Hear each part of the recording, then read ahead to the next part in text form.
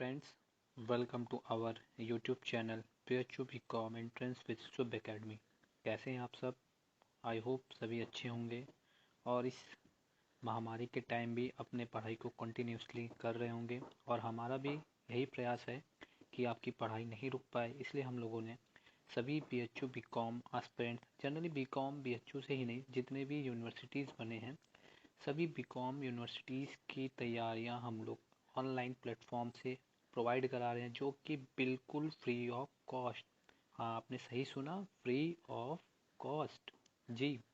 तो free of cost हमारे सारे फ्रेंड्स मिलकर आपको, हमारी टीम आपको करा रही है, जिसमें रजनीश पटेल सर जो कि बीकॉम और एमकॉम BHU से हैं और उनका CA इंटर क्वालिफाइड हैं।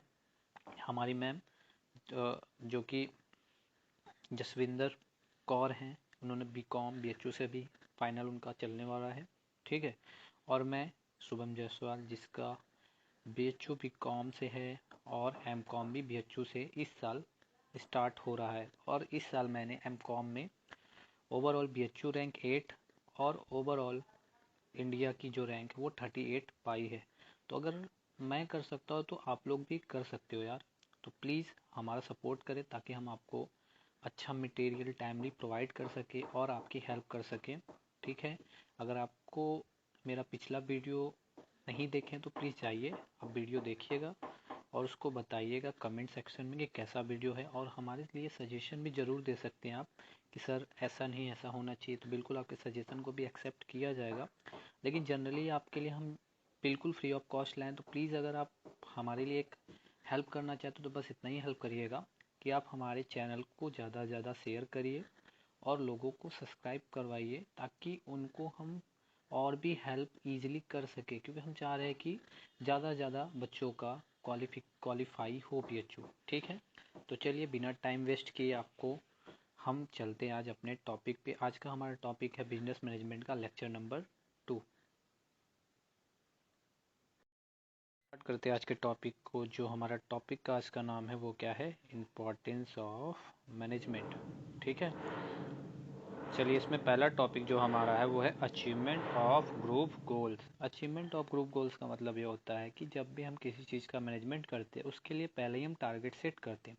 फॉर एग्जांपल, अगर आपको BHU बीकॉम एंट्रेंस क्वालिफाई करना है या कोई भी यूनिवर्सिटी का बीकॉम एंट्रेंस क्वालिफाई करना है तो आप क्या करेंगे? उसके लिए मैनेजमेंट करेंगे। तो यानी आपका गोल को अचीव करने के लिए आपने क्या किया? मैनेजमेंट किया। मैनेजमेंट मीन्स कि आप क्या करेंगे? स्टडी मटेरियल कलेक्ट करेंगे, कोचिंग ज्वाइन करेंगे, प्रॉपरली स्टडी आप करेंगे, कौन सा सब्जेक्ट आपका वीक उस पर वर्क करेंगे। तो क्या कर रहे हैं आप भैया? गोल को अचीव करने के लिए ना चीज़ों को मैनेज कर रहे हैं, ठीक। दूसरा क्या है? Optimum utilisation of resources. Optimum utilisation of resources का मतलब ये होता है कि जितने भी रिसोर्सेज आप अपने मैनेजमेंट में यूज कर रहे हैं, यानी जितने लोगों की आप सहायता ले रहे हैं, उनका ज़्यादा से ज़्यादा यूटिलाइजेशन कौन करना ही क्या है? मैनेजमेंट है। जैसे अगर मान लो तुमने कोई रॉ मटेरियल लिया, अब तुमको अच्छे तरीके से अगर उसका यूज नहीं करोगे तो क्या होगा? वो वेस्टेज होगा। तो उस वेस्टेज को कैसे बचाएंगे हम? मैनेजमेंट के थ्रू। कैसे भैया? काम को सही डायरेक्शन में करके, ठीक है। तो ऑप्टिमम यूटिलाइजेशन ऑफ रिसोर्सेज।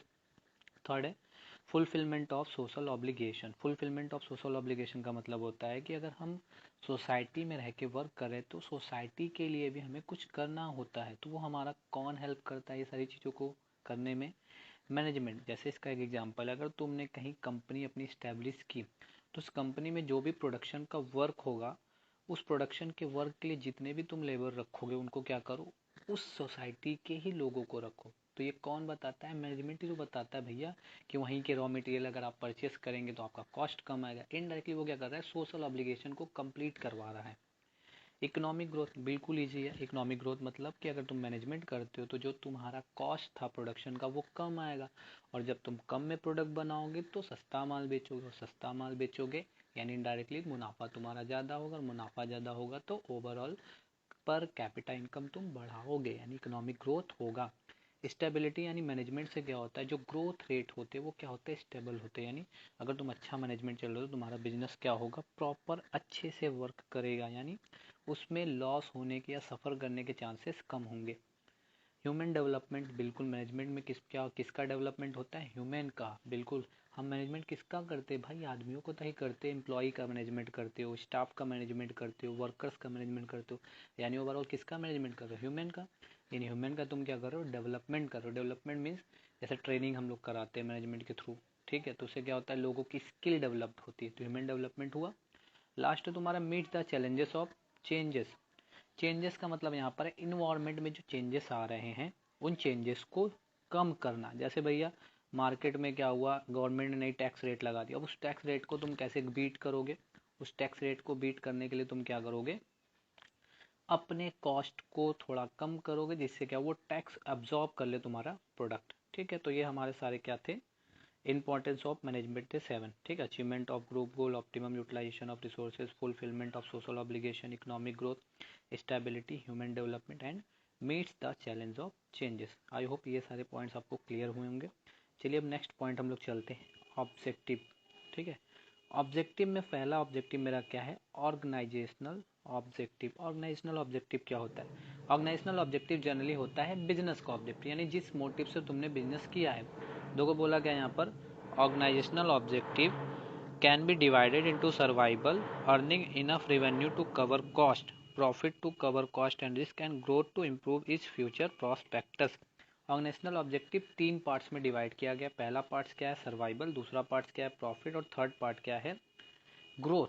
तो तीनों पार्ट्स को समझते हैं। देखो सर्वाइवल मतलब क्या होता है? सर्वाइवल के कंडीशन में कोई भी ऑर्गेनाइजेशनल का यही ऑब्जेक्ट होता है कि वो इतना अर्न कर सके ताकि वो उसका बिजनेस स्मूथली रन कर सके। मतलब इनडायरेक्टली ये कह सकते हो कि जितना तुमने कॉस्ट लगाया प्लस थोड़ा बहुत जो एक्सपेंसेस हो रहा उतना तो अर्न कर लो ताकि तुम्हारा बिजनेस काम कर सके। ये कंडीशन कौन सी होती है? सर्वाइवल की। तो सर्वाइवल के टाइम यही ऑब्जेक्ट होता है। प्रॉफिटेबिलिटी, यानी जब बिजनेस प्रॉफिट करने लगे तब क्या ऑर्गेनाइजेशनल ऑब्जेक्टिव होता है? तब वो ऑब्जेक्ट ये रखता है कि हम थोड़ा बहुत प्रॉफिट चार्ज करें, यानी कॉस्ट प्लस एक्सपेंसेस तो निकाल ही रहे, उस पर कुछ मुनाफा भी हम अर्न कर ले, ये होता है प्रॉफिटेबिलिटी। और लास्ट तुम्हारा क्या होता है? ग्रोथ। ग्रोथ में जनरली क्या होता है? जब बिजनेस प्रॉफिट से ज़्यादा अर्न करने लगता है, यानी अगर तुमने स्टार्ट किया तो सर्वाइवल के कंडीशन में किए, 2 साल 3 साल बिजनेस किए, प्रॉफिट अर्न करने लगे। अब भैया 2 साल 3 साल में तुम्हारा फेम हुआ होगा ना, गुडविल बनी होगी ना, तो अब क्या करते हो तुम? कॉस्ट अपने हिसाब से चार्ज कर, सॉरी, प्राइस अपने हिसाब से चार्ज कर। तो इससे क्या होता है? तुम्हारा ग्रोथ होने लगता है, ठीक है। तो ग्रोथ में क्या करता है कंपनी? प्रॉफिट से एक्स्ट्रा अमाउंट अर्न करने लगता है, फिर अपने बिजनेस को बढ़ाता है, ठीक है। मार्केट स्टैंडिंग, इनोवेशन, प्रोडक्टिविटी, बस इसको समझना नहीं है, बस ये याद रखने की बात है। चलिए नेक्स्ट हमारा क्या है? Social objective. सोशल ऑब्जेक्टिव क्या होता है? यानी अगर तुम सोसाइटी में रह के काम कर रहे हो तो मैनेजमेंट ये भी बोलता है कि तुम सोसाइटी को कुछ प्रोवाइड कराओ। इसमें सोशल ऑब्जेक्टिव में क्या क्या हो सकते हैं? सोशल ऑब्जेक्टिव में तुम्हें सबसे पहले ये देखना है कि तुम जो प्रोडक्ट बना रहे हो वो क्वालिटी प्रोडक्ट होना चाहिए, और उसको एक रीजनेबल प्राइस रखो। ऐसा नहीं कि बहुत हाई अप रख दो जिससे क्या हो, लोकल कस्टमर खरीद ना पाए। लोकल कस्टमर यहाँ पर पुअर कस्टमर को इंडिकेट किया जा रहा है, तो पुअर कस्टमर नहीं खरीद पाएगा तो क्या फ़ायदा तुम्हारे प्रोडक्ट बनाने का भाई? तो तुम ऐसा प्रोडक्ट बनाओ जिससे क्या हो, लोग खरीदें, उसको हाई क्वालिटी प्रोडक्ट मिले, जिससे क्या होगा भैया, हमारे जो कह दो कि ह्यूमन बिहेवियर उनमें चेंजेस आएगा, या कह दो कि लाइफ स्टैंडिंग, या जिसको हम लोग क्या बोलते हैं, लिविंग लिविंग ऑफ लाइफ, वो चेंज हो, ठीक। जनरेट एम्प्लॉयमेंट, बिल्कुल भैया, जहाँ पर आपने कंपनी लगाई उससे क्या होगा? एम्प्लॉयमेंट जनरेट होगा, तो ये भी सोशल ऑब्लिगेशन है। Environmental friendly production opportunity. Environmental friendly production opportunity का मतलब ये है कि जो भी तुम प्रोडक्शन कर रहे हो उससे तुम्हारे इन्वायरमेंट को, इन्वायरमेंट मतलब कि लोगों को, हमारे इन्वायरमेंट यानी जहाँ हम रह रहे हैं वहाँ पर नुकसान ना हो, जैसे एयर पॉल्यूशन ज़्यादा ना हो, वाटर पॉल्यूशन ना हो। ये क्या हो जाएगा तुम्हारा? अगर ऐसा तुम प्रोडक्शन करते हो जिससे पॉल्यूशन कम होते हैं तो वो तुम्हारा क्या कहलाता है? इन्वायरमेंट फ्रेंडली, ठीक है। लास्ट हमारा ऑब्जेक्ट क्या है? Personal objective. पर्सनल ऑब्जेक्टिव यहाँ पर जनरली सिंपल वर्ड में अगर समझा जाए तो एम्प्लॉय के लिए एक बिजनेस का क्या ऑब्जेक्ट होता है, या मैनेजमेंट का क्या ऑब्जेक्ट होता है। तो एम्प्लॉय के लिए मैनेजमेंट यही ऑब्जेक्ट रखता है कि जितने भी एम्प्लॉयज़ हैं उनको हम ऐसा वर्किंग कंडीशन दें जिससे उनको सेफ फील हो, ठीक है। उनके बच्चों को क्या करें हम भैया? हॉस्पिटैलिटी की फैसिलिटी दे दें, स्टडी की फैसिलिटी दे दें, और क्या करें? टाइम टाइम पे उनको रिवॉर्ड देते रहे। पीर रिकग्निशन, पीर रिकग्निशन एक वर्डिंग आता है, इसका मतलब होता है कि उनको सम्मानित करना, उनको आदर देना, ठीक है। तो एम्प्लॉय को अगर ऐसा कुछ तुम करते हो तो उनका क्या होता है भैया? मोरल बूस्ट होता है। तो ये भी एक मैनेजमेंट का क्या है? ऑब्जेक्ट है। तो हमारे 3 ऑब्जेक्ट थे। पहला ऑब्जेक्ट क्या था? Organisational objective. ऑर्गेनाइजेशनल ऑब्जेक्टिव मतलब जनरली एक बिजनेस का क्या ऑब्जेक्टिव होता है, उसके 3 टाइप्स थे, सर्वाइवल, प्रॉफिटेबिलिटी और ग्रोथ। फिर नेक्स्ट था मेरा सोशल ऑब्जेक्टिव, यानी अगर आप किसी बिजनेस को कर रहे हैं तो मैनेजमेंट क्या बोलता है कि अगर आप सोसाइटी में रहकर बिजनेस कर रहे हैं तो आपको सोशल ऑब्जेक्टिव को फुलफिल करना होगा। इसमें क्या क्या थे कि भैया रीजनेबल प्राइस पे अच्छे प्रोडक्ट दो, एम्प्लॉयमेंट को जनरेट करो, इन्वायरमेंट फ्रेंडली प्रोडक्शन करो ताकि इन्वायरमेंट को ज़्यादा नुकसान ना हो। लास्ट तुम्हारा क्या था, पर्सनल ऑब्जेक्टिव, यानी जनरली जिसको हम लोग बोल सकते हैं एम्प्लॉयमेंट की ऑब्जेक्टिव, यानी एम्प्लॉय की ऑब्जेक्टिव। एक एम्प्लॉय के लिए एक मैनेजमेंट क्या क्या सोचता है कि वो अपने एम्प्लॉय को कैसे रखेगा जिससे वो क्या हो, एम्प्लॉय अपने कंपनी के लिए हमेशा ट्रस्टी हो, ठीक है, ट्रस्ट वर्दी हो जिसको बोलते हैं। इसमें एक वर्डिंग आया था पीर रिकग्निशन। पीर रिकग्निशन मतलब होता है कि अपने एम्प्लॉय को रिस्पेक्ट दो, टाइमली रिवॉर्ड देते रहो, मोटिवेट करते रहो, टाइम टाइम पे ट्रेनिंग करो जिससे क्या उनको लगे कि मेरी कंपनी में कोई पोजीशन है जिससे वो क्या हो सके, मोटिवेट होके वर्क कर सके, ठीक है। इसमें कुछ लाइन दिए हैं, जो 4-5 लाइन है आपका, ये भी आज क्लियर कर ही देते हैं।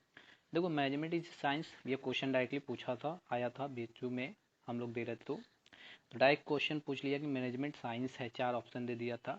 तो मैनेजमेंट बच्चा होता क्या है, इन एग्जैक्ट सोशल साइंस, यानी सोशल साइंस होता है। क्या होता है, मैनेजमेंट एक सोशल साइंस है।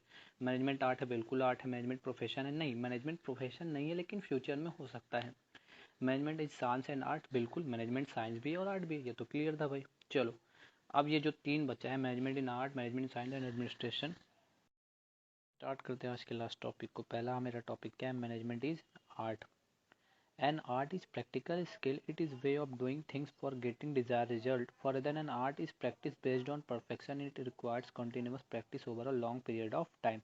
देखो मैनेजमेंट इसलिए आर्ट है क्योंकि मैनेजमेंट में जो भी चीज़ें हम लोग करते हैं ना, एक स्किल होनी चाहिए। जरूरी नहीं कि सभी लोग मैनेजमेंट कर लें, कुछ लोगों में ऐसा स्किल होता है और वो स्किल को क्या करते हैं, टाइम टाइम पे प्रैक्टिस करके उनको डेवलप करते हैं। उससे क्या होता है, वो एक अच्छे तरीके से मैनेजमेंट कर देते हैं। जैसे इसका एक एग्जांपल समझ लो, सिंगिंग। अब सब लोग तो सिंगर नहीं बन सकते ना भैया, सबके पास आवाज़ है, लेकिन कुछ लोगों की क्या होती है, अलग आवाज़ होती है, थोड़ी अच्छी आवाज़ होती है, लेकिन उस आवाज़ को वो क्या करते हैं, और ज़्यादा उस पर प्रैक्टिस करके उनको और अच्छा बना देते हैं और इम्प्रूव कर लेते हैं, तो आगे जाकर वो क्या बन जाते हैं, सिंगर। तो इसी तरह मैनेजमेंट भी होता है। साइंस कैसे है management, management is a science, और science is systematic body of knowledge containing particular branch of study. Science में क्या होता है कि हम किसी पर्टिकुलर ब्रांच पे स्टडी करते, ब्रांच पे मतलब यहाँ पे किसी सब्जेक्ट्स पे स्टडी करते। तो इसी तरह मैनेजमेंट भी तो है भाई, मैनेजमेंट की कुछ प्रॉपर बुक्स हैं, कुछ प्रिंसिपल है, कुछ रूल्स एंड रेगुलेशन है जिसको हम लोग क्या करते हैं, टाइम पे पढ़ते रहते हैं, उसको एब्जॉर्ब करते रहते हैं, उससे सीखते रहते हैं। तो यानी मैनेजमेंट क्या एक तरीके का साइंस भी है, क्योंकि भैया जो मैनेजमेंट करता है ना, वो उन प्रिंसिपल रूल्स एंड रेगुलेशन को फॉलो करके ही कर रहा है। और लास्ट तुम्हारा क्या था, एडमिनिस्ट्रेशन, ये अलग वर्डिंग है, इसका कोई इससे मतलब नहीं है management in art and science से, एक नाम मात्र का हेडिंग आया था इसलिए बस बता दे रहे हैं, इसको बस याद रखने की जरूरत है। Administration is mainly to top level function related with deciding the major objective and policy. Administration क्या होता है, बस यही बता रहा था कि एडमिनिस्ट्रेशन कौन करता है। एडमिनिस्ट्रेशन हमेशा टॉप लेवल के, कह दो कि ऑफिसर्स ही एडमिनिस्ट्रेशन करते हैं। एडमिनिस्ट्रेशन का हिंदी में मतलब होता है प्रशासन। प्रशासन का मतलब अधिकार दिखाने वाला बंदा या अधिकार, ठीक। चलो अब हम लोग लास्ट में बिल्कुल आपसे फिर वही बातें करूँगा कि आप हमारे चैनल पर अगर जितने भी टॉपिक पढ़ाए गए होंगे आई होप आपको समझ में आए होंगे। अगर आपको कोई भी प्रॉब्लम्स आ रही हो किसी टॉपिक में तो आप अपने कमेंट सेक्शन में कमेंट दे सकते हैं। अगर आप कोई सजेशन भी देना चाह सकते हैं तो प्लीज़ आप सजेशन भी दे सकते हैं।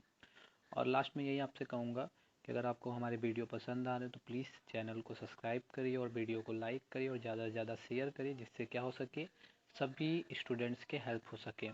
और हम लोग बहुत ही जल्द ऑफलाइन बैच स्टार्ट करने वाले हैं February 1 से, जो कि हमारी एसोसिएटेड टीम शुभ एकेडमी हेड ऑफिस पे लॉन्च होगी, ठीक है।